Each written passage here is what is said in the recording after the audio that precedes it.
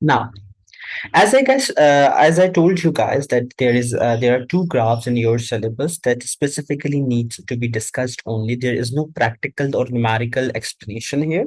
These graphs will just show you the behavior of the variable cost per unit.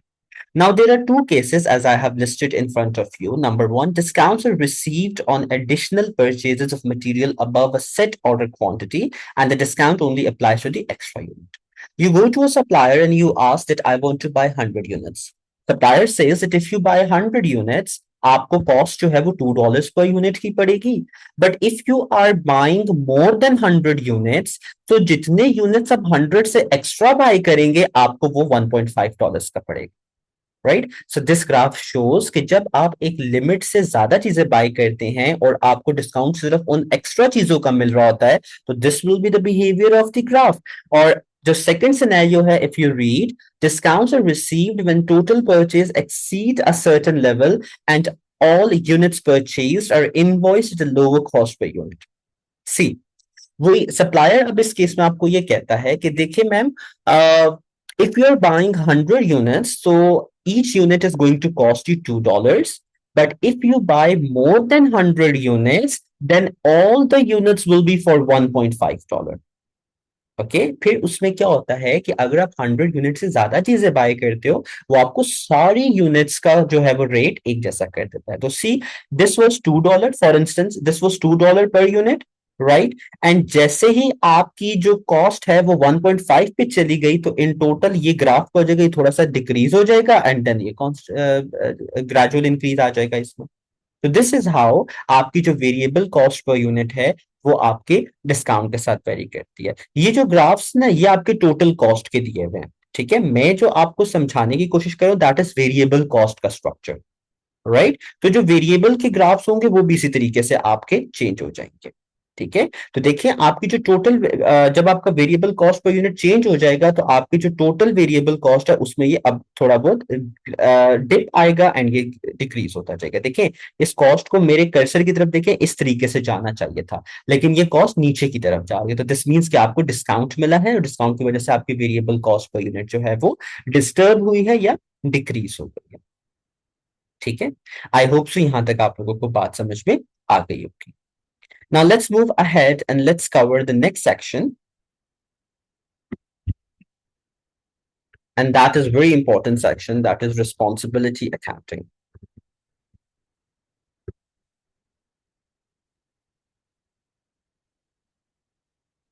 Now, responsibility accounting. What is responsibility accounting? Responsibility accounting is the type of accounting method in which accounting is purely done on the responsibility of the managers. This is the concept of accounting in which managers are considered responsible for the performance of their departments. Let me write the theoretical section here. Responsibility accounting is the accounting concept where managers are considered responsible for the cost performance, you can say cost performance. Sorry, I wrote the wrong spellings of the performance. If I make mistakes while typing, guys, so please ignore, okay? For the cost of performance of their departments. Now, what happens in this type of accounting? Finance manager will be considered responsible for the finance department performance. Production manager will be responsible for the department's performance. For example, if the production manager was given a budget of 100,000, but the department incurred 120,000 of the cost, then this means the manager will be responsible for this extra 20,000 of the expense. So then it will be investigated that okay, this 20,000 of the expense जो हुआ है हमारा, क्या ये manager के हाथ में था इसको कंट्रोल करना या नहीं था, राइट. तो I told you in the very start कि रिस्पॉन्सिबिलिटी की बेसिस पे जब हम एक कॉस्ट को क्लासिफाई करते हैं तो कॉस्ट हमारे पास कंट्रोलेबल कॉस्ट होती है एंड अनकंट्रोलेबल कॉस्ट होती है. कंट्रोलेबल कॉस्ट वो कॉस्ट होती है दैट इज इन्फ्लुएंस्ड और controlled by manager's decision, and uncontrollable cost की सेम डेफिनेशन होगी, बस मैं यहां पर एक वर्ड ऐड कर दूंगा, that is not influenced or controlled by the manager's decision. Right, controllable cost वो कॉस्ट होती है जो एक मैनेजर डायरेक्टली कंट्रोल कर सकता है अपने डिसीजन से।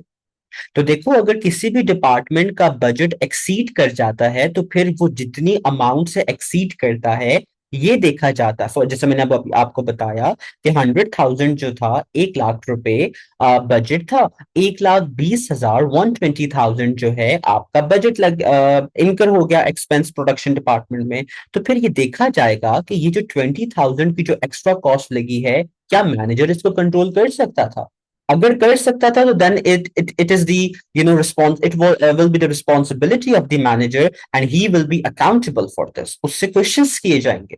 बट अगर लेट्स से ये कॉस्ट प्रोडक्शन मैनेजर के हाथ में नहीं थी तो फिर there is nothing that can be done, right? वो अनकंट्रोलेबल चीज थी। सेम इन आवर लाइफ, कुछ डिसीजंस होते हैं दैट वी कैन कंट्रोल, कुछ ऐसी बातें होती हैं, कुछ ऐसे you can say life plans होते हैं that we can easily control. आपके हाथ में है कि एक कितने टाइम में आप एसीसीए कंप्लीट करो, right?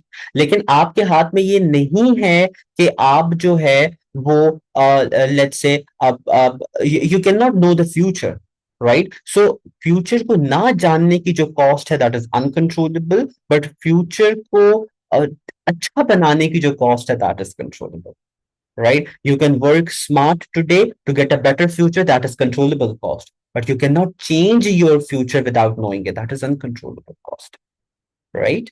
So destiny is uncontrollable, but present is always controllable. Past is uncontrollable, but future is controllable if you make your past present better, right? So coming back, responsibility accounting एक ऐसा concept है जिसमें manager को responsible consider किया जाता है। And always remember, दो तरीके की कॉस्ट इन्वॉल्व होती हैं इसमें, controllable cost and uncontrollable cost. Okay, याद रखिएगा, cost uncontrollable for one manager will be controllable for another manager। एक मैनेजर पर जो कॉस्ट है अगर वो अनकंट्रोलेबल है तो दूसरे मैनेजर की तरफ से ये कॉस्ट कंट्रोलेबल होगी। फॉर एग्जाम्पल, डिलीवरी कॉस्ट जो है वो सेल्स डिपार्टमेंट के लिए तो कंट्रोलेबल हो सकती है, लेकिन प्रोडक्शन डिपार्टमेंट के मैनेजर के लिए कंट्रोलेबल नहीं हो सकती। मार्केटिंग कॉस्ट मार्केटिंग मैनेजर के लिए तो कंट्रोलेबल हो सकती है, लेकिन फाइनेंस मैनेजर के लिए कंट्रोलेबल नहीं हो सकती। प्रोडक्शन डिपार्टमेंट के एम्प्लॉयज की सैलरी प्रोडक्शन मैनेजर के लिए तो कंट्रोलेबल है, बट सेल्स मैनेजर के लिए कंट्रोलेबल नहीं है। सो याद रखिएगा, कोई भी cost in in real terms uncontrollable नहीं होती।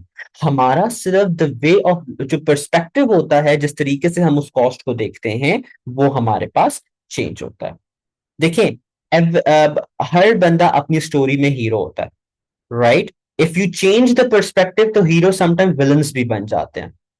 So that is the same thing here, कि एक कॉस्ट जो एक मैनेजर के नजरिए से it's uncontrollable, the same cost will be controllable from another managers perspective. It's all the game of perspective, right? नजरिए की बात है।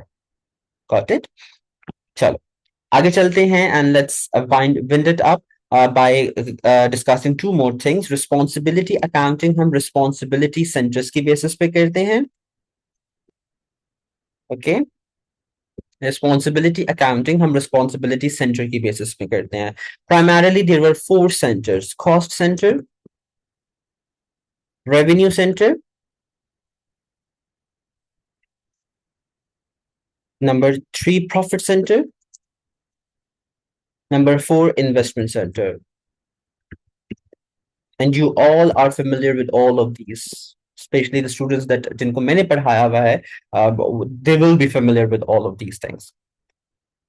रिस्पॉन्सिबिलिटी सेंटर प्राइमरीली चार सेंटर्स पर बेस्ड है, cost centre, revenue, profit and investment. But currently जो है, जो अपडेटेड सेक्शंस हैं उसमें रेवेन्यू को खत्म कर दिया गया है। Cost centre, profit centre and investment centre are the three responsibility centre. Cost centre क्या होता है? Cost centre is any department on which cost is incurred. कोई भी ऐसा डिपार्टमेंट जिस पर कॉस्ट लगाई जाती है, that is your cost centre. Production department पर कॉस्ट लगाई जाती है, फाइनेंस डिपार्टमेंट पर कॉस्ट लगाई जाती है। So every department is a born cost centre. Profit centre कौन सा होता है? On which cost is incurred. ऐसा डिपार्टमेंट जिस पर कॉस्ट लग रही है, रेवेन्यू इज जनरेटेड, और वो जो कॉस्ट आप लगा रहे हो उससे वो डिपार्टमेंट रेवेन्यू भी बना रहा है और प्रॉफिट भी कमा रहा है, एंड प्रॉफिट इज तो इसकी बेस्ट एग्जांपल आपका सेल्स डिपार्टमेंट की होता है। सेल्स डिपार्टमेंट जो है एक ऐसा डिपार्टमेंट है जिस पर कॉस्ट लगाई जाती है उन लोगों का, सेल्स जो एम्प्लॉय होते हैं उनकी सैलरीज, और वो लोग जब सेल करते हैं तो रेवेन्यू कमाते हैं। तो sale minus cost is profit, और लॉस वो जो भी है तो वो आपका अर्न होता है। एंड इन्वेस्टमेंट सेंटर जो है, देखो इसमें ये तमाम चीजें ऐड हो जाएंगी। Extension of profit centre,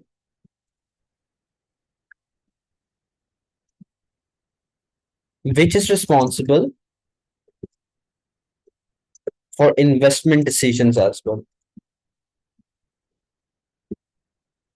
okay, profit centre को अगर हम ये पावर दे दें कि यार आपने जो प्रॉफिट कमाया है, you can invest it in further resources and generate a turnover over the years, तो वो आपका इन्वेस्टमेंट सेंटर बन जाता है।